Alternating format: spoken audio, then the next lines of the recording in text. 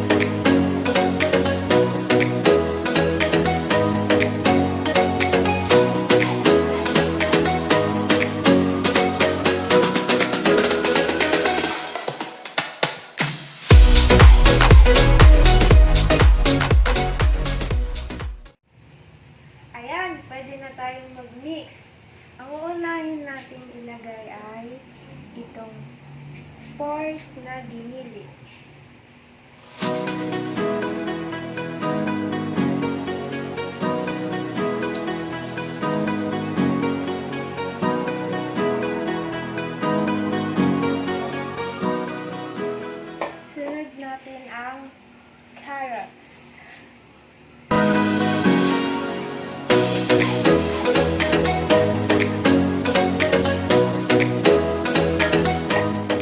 Sunod ulit natin itong sibuyas. Sunod natin ang parsley.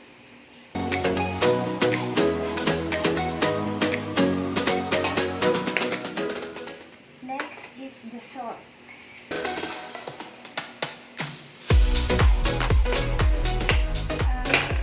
Paminta. At last naman ang itlog.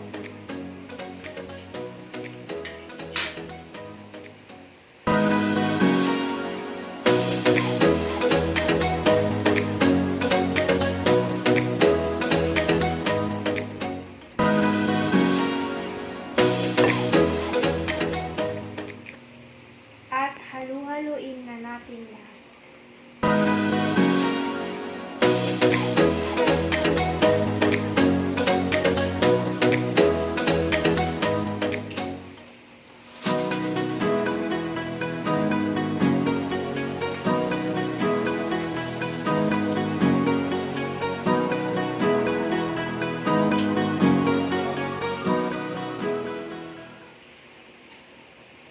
Tapos natin i-mix ay ilalagay natin siya sa isang container.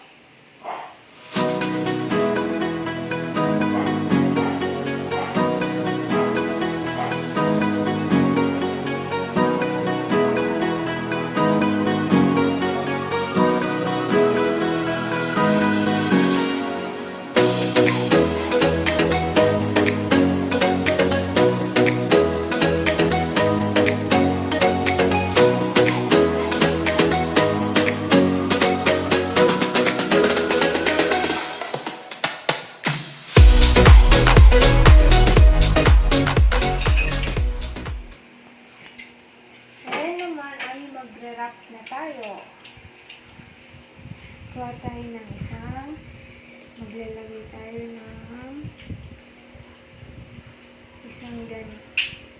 isang kutsara lang. Pwede rin dalawa, pero mas kaya ang isa. Ganyan, ganyan.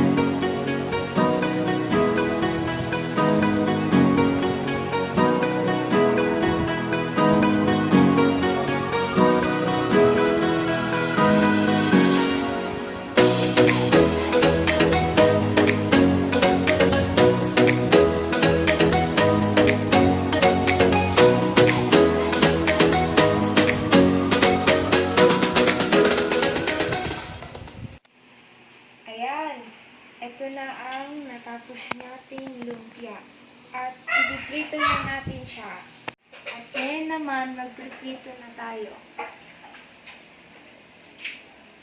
Hayaan muna natin kumulo ang mantika. Tsaka natin ilagay ang lumpia. Na tayong magprito. Kuha tayo ng isa. Pagkatapos, ilagay dito sa mantika.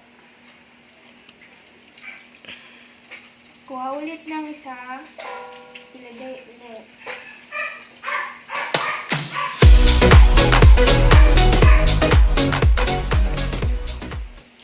At hayaan natin malito.